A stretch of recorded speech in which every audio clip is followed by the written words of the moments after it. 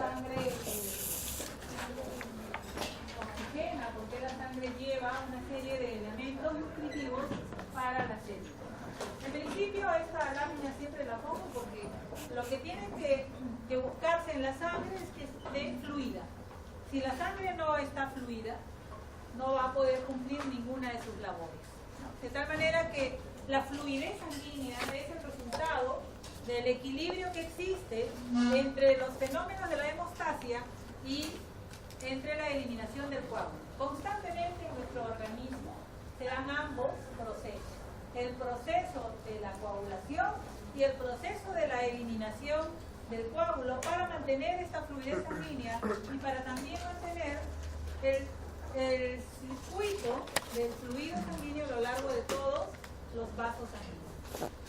De tal manera que si entendemos que el proceso de hemostasia, que tiene como finalidad la formación del coágulo, ¿no?, y la eliminación del coágulo, que permita a su vez que se mantengan los canales vasculares, también tenemos que entender que cualquier alteración del fenómeno de la hemostasia, el fenómeno de la coagulación, que tiene que ser adecuada a la causa que provoca o que activa este fenómeno de la hemostasia. Y si esta respuesta de la hemostasia termina formando un coágulo mucho mayor de lo que se esperaba, o en mucha cantidad sin poder autocontrolarse, llegamos a las patologías que cursan con trombosis. Y cuando por lo contrario el proceso de la eliminación del coágulo, el proceso de desprender la formación de los coágulos continúa sin control, se va a producir los otros trastornos que derivan de estos fenómenos. De tal manera que, siendo la fluidez sanguínea un equilibrio entre la hemostasia y la eliminación del coágulo, cualquiera de los elementos que haga alterar el proceso normal de la hemostasia terminará en los cuadros patológicos de trombosis, y cualquiera de los procesos que se alteren en la eliminación del coágulo, ¿no?, devendrán en las patologías hemorrágicas. De tal manera que, sabiendo cuáles son los procesos y cuáles son los trastornos, nosotros podemos evaluar, ¿no?, a través del laboratorio, a través de la clínica, todos los elementos que se encuentran involucrados en estos fenómenos. La hemostasia tiene como uno de sus representantes principales a las plaquetas, ¿no? Las plaquetas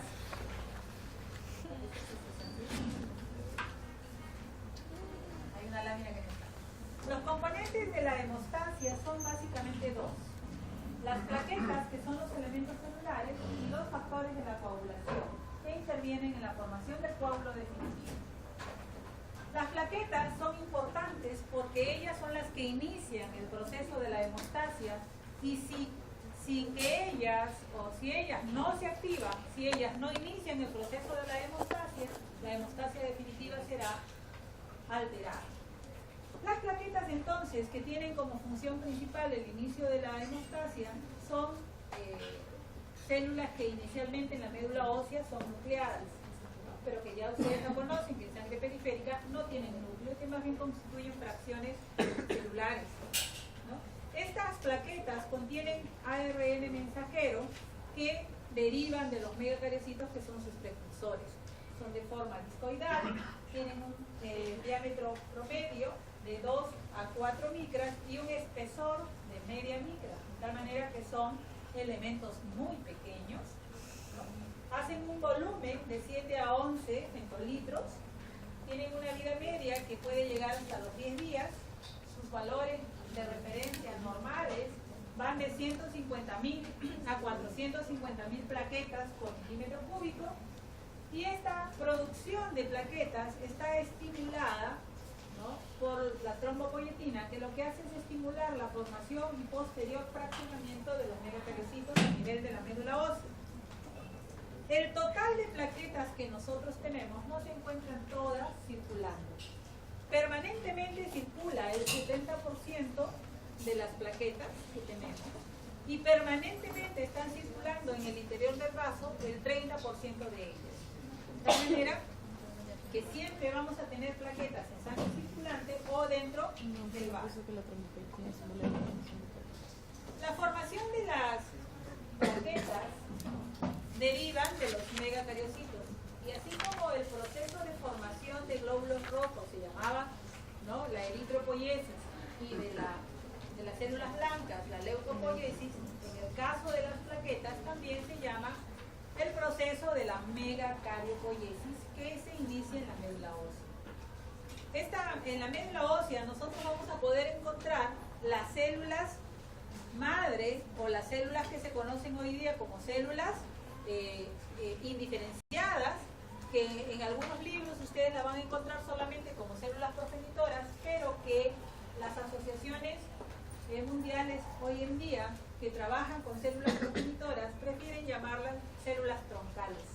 Entonces van a encontrar estas células a partir de ahora en los registros, en los libros, en las publicaciones como células troncales, que son las que manejamos en los hospitales.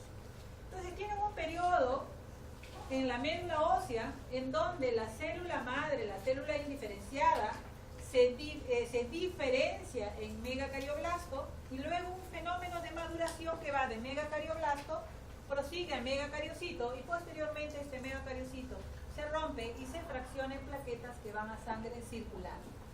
Nosotros no tenemos megacariocitos en sangre circulante, solamente las plaquetas. De tal manera que los megacariocitos no los debemos encontrar en sangre circulante.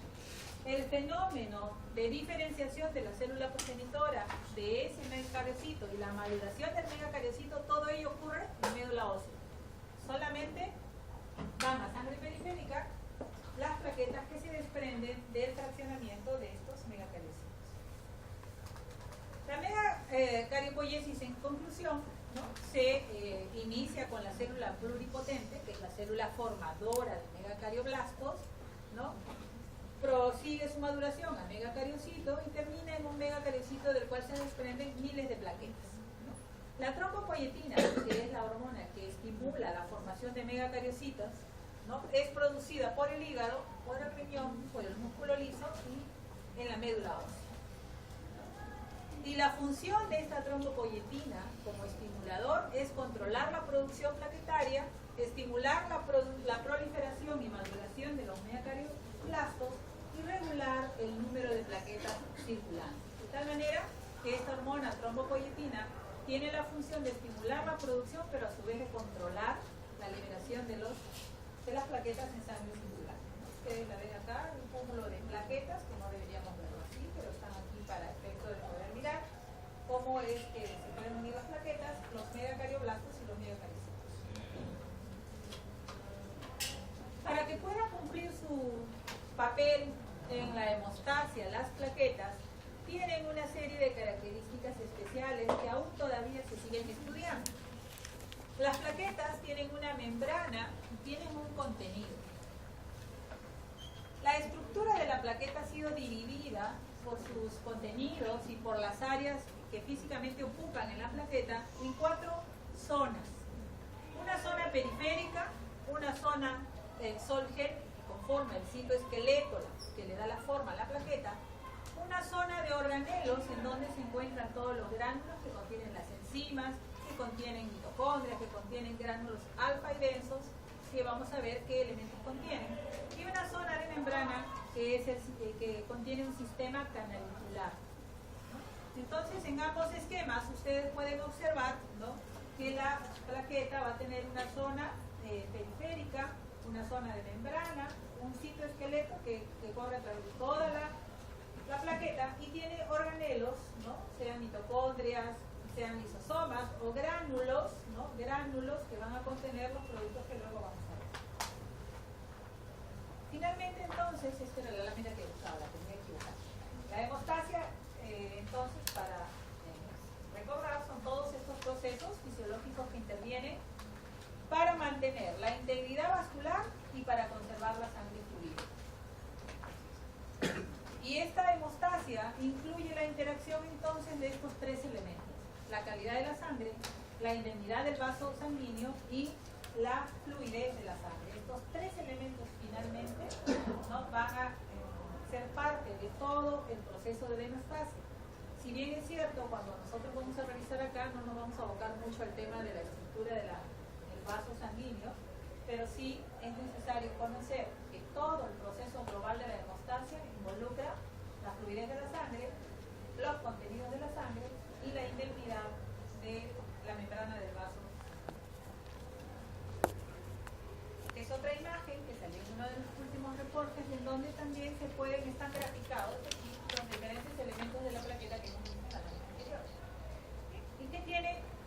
periférica.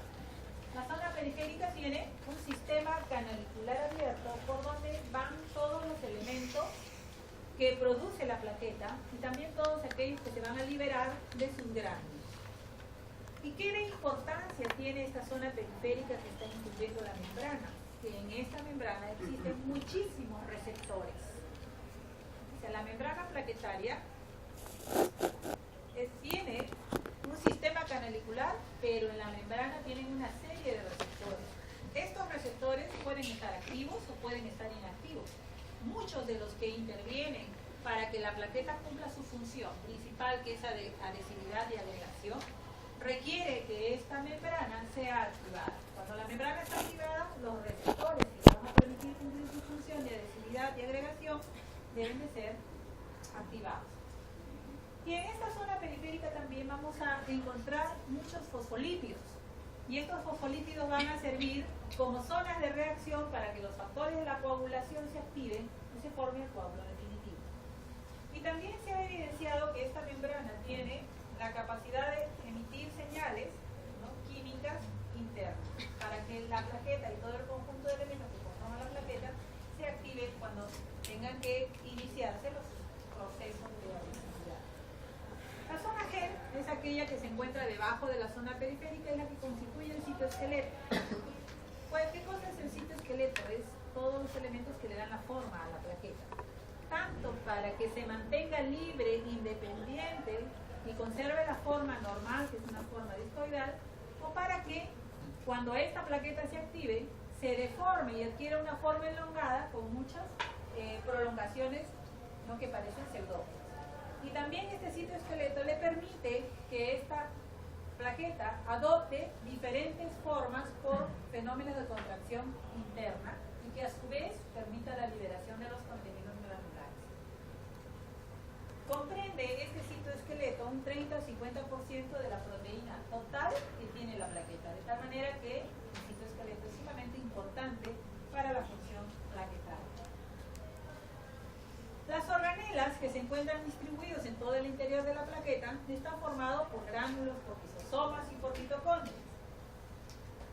Existe una zona, ¿no?, donde se reserva el almacenamiento en los gránulos densos y una reserva metabólica, ¿no?, o citoplasma, donde aquí también se van a conservar otro tipo de sustancias que vamos a ver más adelante. También se encuentran los famosos gránulos densos, ¿no?, que contienen ATP y ADP no metabólicos, contienen serotonina y contienen calcio, que facilitan los fenómenos de agregación. Y los gránulos alfa, que contienen las proteínas de la coagulación, básicamente, donde tenemos fibrinógeno, fibrinectina, el factor de von Willebrand, la trombospondina y la vitronectina. Estos son los dos elementos más importantes, ¿no? Los elementos que se contienen en estos gránulos son de los más importantes para iniciar, continuar y terminar el proceso de la hemostasia. Además, estas plaquetas tienen factores, ¿no?, estos gránulos alfa tienen sustancias que actúan como factores de crecimiento. ¿En dónde está el factor de crecimiento derivado de plaquetas? El factor plaquetario 4, el factor transformador de crecimiento y otros factores de la coagulación como el factor 5, el cininógeno de alto peso molecular, que es un potentísimo agente inflamatorio, el factor 11 y el activador de plasminógeno inhibidor 1. Es decir, en estos gránulos se encuentran factores procoagulantes y factores anticoagulantes naturales, todos los cuales pueden estudiarse de alguna manera en el laboratorio, ¿no? Y estos elementos aún siguen estudiándose, ¿no? Hoy ya tenemos muchas pruebas que buscan identificar, por ejemplo, los inhibidores naturales, que son los elementos que intervienen en las alteraciones de la hemostasia. Aquí me voy a permitir hacer un comentario sobre todos estos centros, incluso hay muchos aquí alrededor de la universidad, estos centros de cosmética y de estética que dicen rejuvenecer, ¿no?, incrementar el número de cabellos, mejorar el número de células, etcétera, y todos dicen plasma rico en plaquetas, ¿no? Así lo encuentran ustedes muchísimo.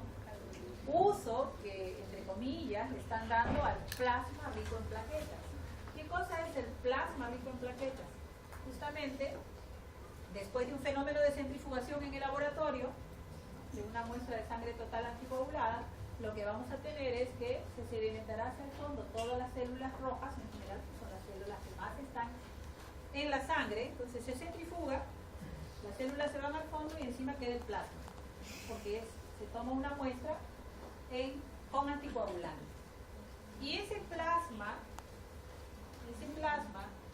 se va a retirar y se va a volver a centrifugar. Y obviamente en el fondo quedarán todos estos factores, básicamente estos factores. Y ese plasma rico en plaquetas, que se llamará entonces, ¿no? Al centrifugar el plasma, las plaquetas que van a quedar ahí se van al fondo con todos sus contenidos y arriba queda plasma pobre en plaquetas. Y ese plasma rico en plaquetas, ¿por qué lo usan? No lo usan por el tema de la coagulación, lo usan por esto, por los factores de crecimiento derivados de plaquetas y los factores transformadores de crecimiento. ¿Esto qué significa? Que estos elementos tienen la facultad de estimular la proliferación celular y la diferenciación de células. Actúan como células progenitoras.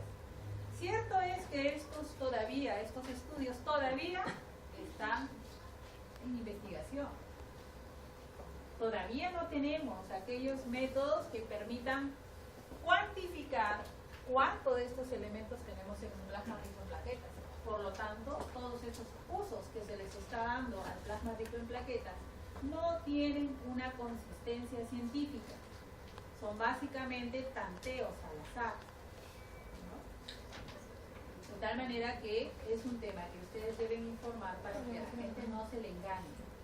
Porque lo que le puede pasar como plasma rico en plaquetas, obviamente que va a tener estas cantidades, pero no las cantidades que se requieren. Técnicamente uno debería de tener en un plasma rico en plaquetas mínimo 1.000.000 de plaquetas por microlitro. Y estas técnicas que las hacen en cualquiera de estos laboratorios, que además está contra la ley porque ha salido una norma ya que establece que ninguno de estos productos tienen que hacerse en estos centros. Estas técnicas se deben hacer solo en los laboratorios que estén calificados, de tal manera que está prohibido que estén haciendo este tipo de comercio con estos productos. Pero sí les repito que lo que debería de tener un plasma rico en plaquetas es 1.000.000 de plaquetas por microlitro. Y las técnicas que utilizan, según lo que hemos evaluado nosotros, apenas se alcanzan 8.000, 80.000, de tal manera que los efectos, ¿no?, pueden ser muy pasajeros. ¿Y qué? Este es un resumen de todos los gránulos que contienen estas plaquetas. En los gránulos densos tienen ATP, ADP, calcio, serotonina, pirofosfato, beta-arginina, factor transformador de crecimiento, beta, catecolamina, GDP y GTP.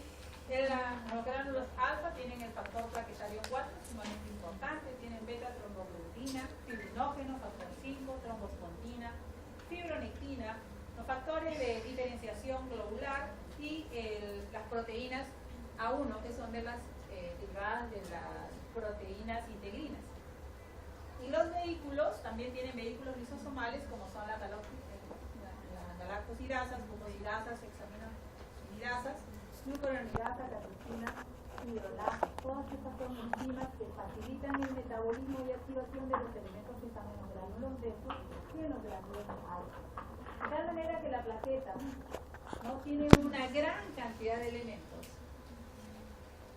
Y también elementos inactivos, porque para lo que los elementos de los gránulos densos y alfa participen realmente en la hemostasia, requieren una activación previa. Y también tienen otro tanto entonces de elementos que permiten esta activación.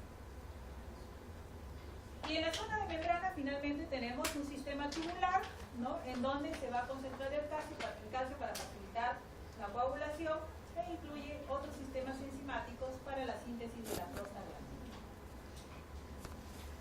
Y les había comentado que la membrana plaquetaria tiene una cantidad importantísima de receptores. Estos son los receptores más importantes, que son los receptores, las glucoproteínas 2B y 2A, la glucoproteína 1A, 2A, la glucoproteína 1B, que es el liga factores 9 y 5 y la glicoproteína C. Cada una de ellas tiene una estructura, ¿no?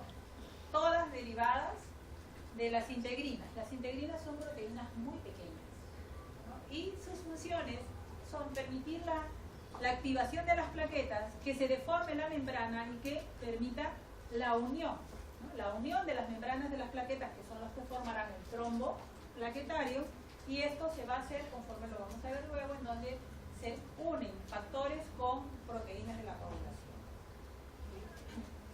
Entonces, después de haber hecho una revisión estructural de estas plaquetas, lo que nos tiene que quedar claro siempre es que las funciones plaquetarias más importantes, las únicas que tiene la plaqueta, son la adhesión y la agregación. Una plaqueta, para que esté activa, para que cumpla su función de la hemostasia, tiene que mantener en buen estado, en buena conservación, su función de adhesión y su función de agregación. Y la función de adhesión y agregación solo la podrá hacer cuando la plaqueta se active a través de los elementos que secretan. Y los elementos que secretan son todos esos elementos que están en los gránulos densos y en los gránulos altos. Cualquier elemento que falle en la adhesión o en la agregación o en la liberación de estos productos que tienen las plaquetas, lo que va a generar es una plaqueta inactiva o una plaqueta parcialmente activa, generando los problemas en la formación del trombo plaquetario. Las plaquetas, cuando están normales, son de forma discoidal, ¿no? Con todos sus gránulos internos, y cuando es activada, ¿no?, por la lesión de cualquier membrana, lo que hace es activarse todos los elementos, activarse los receptores de su membrana, y esto genera un cambio de la forma de la plaqueta. Pierde su forma discoidal y se hace de una forma, ¿no?, se hace más achatada, y su membrana comienza a elongarse como si fueran neuróporos.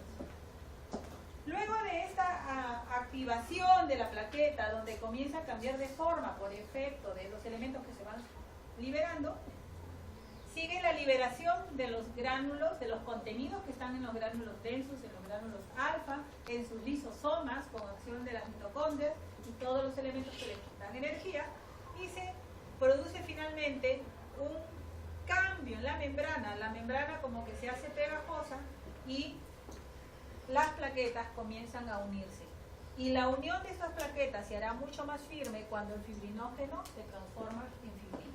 Quiere decir entonces que el fibrinógeno no es solamente el participante en la formación del coágulo definitivo cuando se inicia toda la cadena de la coagulación, de los factores de coagulación, sino que también es importante para favorecer la agregación plaquetaria. ¿Y cómo es que se produce la primera de las funciones, que es la adhesión? Para que haya el inicio, para que se inicie la función de la plaqueta, ¿no?, lo primero que se va a poner en actividad es la función de adhesividad o de adhesión.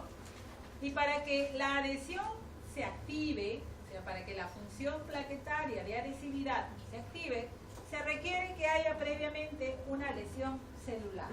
Cualquier lesión celular, cualquier célula que se lesione, lo que va a hacer es exponer una serie de sustancias.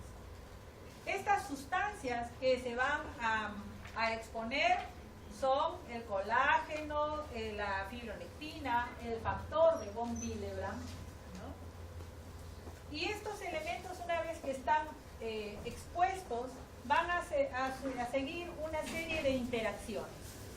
Una de las interacciones más importantes es la que se realiza entre el factor de von Willebrand con el colágeno, los cuales se unen a los receptores de las glicoproteínas 2B, 3A y a las glicoproteínas 1A y 2A. Esos son los receptores que están en la membrana plaquetaria, que se han activado al exponerse a las sustancias inflamatorias. Entonces, primero se forma hay una unión, ¿no?, una unión de estos elementos, y finalmente, cuando las plaquetas se están acercando, porque hay deformidad de las membranas, las plaquetas se van uniendo y mediadas por la acción del fibrinógeno, ¿no?, que se une a su receptor específico, que es la glicoproteína 2B y 2A, recién allí se forma la agregación plaquetaria. Entonces, hay una acción sumamente importante del factor von Willebrand con el colágeno a nivel de la adhesividad y finalmente la acción del fibrinógeno con su receptor para la agregación plaquetaria. Cualquier elemento que falle en este proceso generará los problemas de alteración o trastornos o anomalías de la función plaquetaria.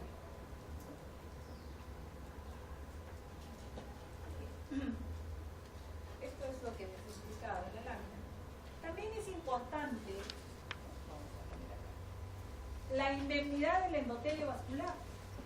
Hemos visto que la plaqueta tiene factor de von Willebrand, que no es el factor que produce la enfermedad de von Willebrand, sino es el factor endotelial, el factor plaquetario que actúa con el vaso sanguíneo. No es el factor de la coagulación que produce la hemofilia. No, este es el factor de von Willebrand que va a ser producido por el endotelio vascular. ¿Y qué es lo que hace este factor von Willebrand? Hemos visto que actúa o que es un elemento sumamente importante que inicia la adhesividad plaquetaria. De tal manera que si este factor von Willebrand es producido por el endotelio tiene que estar en buenas condiciones para que produzca el factor de von Willebrand. Y cuando este factor de von Willebrand producido por el endotelio requiere también, ¿no?, de agonistas o actúa como un agonista plaquetario. Agonista significa que contribuye con la coagulación. Entonces, en esta imagen lo que tenemos es que el endotelio vascular, ¿no?, el endotelio vascular permite que estas proteínas, estas hormonas generadoras estimuladoras de la agregación plaquetaria, ¿no?, van a posarse sobre las células endoteliales. ¿Pero a través de qué? A través del factor de von Willebrand. De tal manera que el endotelio vascular es sumamente importante para esta agregación, ¿no? Acá tenemos una imagen de todo el proceso que va a ocurrir también en la hemostasia, en donde tenemos la participación del endotelio, ¿no?, la estimulación de esta trombomodulina y todos los otros elementos que se van a derivar, ¿no?, tanto de los gránulos densos como de los factores de la coagulación que se encuentran circulando en el plasma. Esto es lo mismo, lo importante es que, ¿no?, en este endotelio debe mantenerse indemne, porque de lo contrario, si hay una lesión, se expone el colágeno y es otro punto de partida para la estimulación de la hemostasia. Entonces, ¿cuáles son, en resumen, las funciones de estas células endoteliales? Que vasorregulan la producción, ¿no?, y la metabolización de las sustancias vasoactivas. ¿Cómo? Metabolizando e inactivando péptidos vasoactivos como la varenicina, generando angiotensina 2, que es un vasoconstrictor local, y porque puede producir vasodilatadores como el óxido nítrico y la prostaciclina, y puede producir vasoconstrictores como la endotelina y el tropoxano. De tal manera que si estamos mirando estas células endoteliales, son otro de los elementos que no pueden estar alterados para que puedan las plaquetas y todo el fenómeno de la hemostasia producirse por regularidad. Entonces, la hemostasia primaria es la que está a cargo básicamente de la activación plaquetaria. Y su producto final de esta hemostasia primaria es el tromboplaquetario, que recién con este tromboplaquetario se iniciará la fase de la coagulación definitiva.